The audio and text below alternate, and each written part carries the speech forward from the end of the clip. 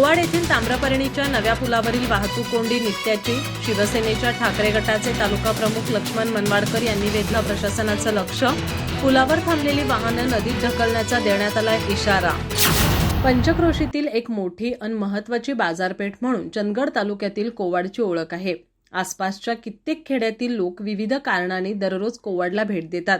शिवाय नेसरी बेळगाव मार्गावरील कोवाड हे मध्यवर्ती ठिकाण आहे.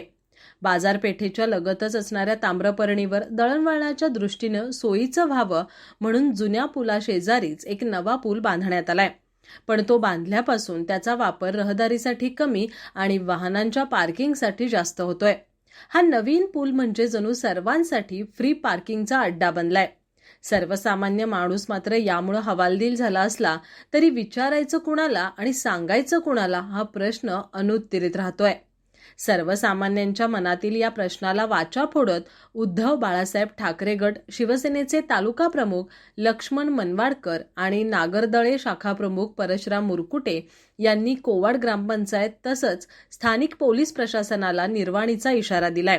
येत्या 8 दिवसात याबाबत ठोस उपाययोजना राबवून पूल वाहतुकीसाठी मोकळा करा, अन्यथा पुलावर थांबलेली वाहने सरळ नदीत ढकलून देऊ असा सज्जड दमच त्यांनी प्रशासनाला दिलाय. त्यामुळे किमान आता तरी हा रहदारीसाठी बांधलेला पूल त्यासाठी मोकळा होणार का?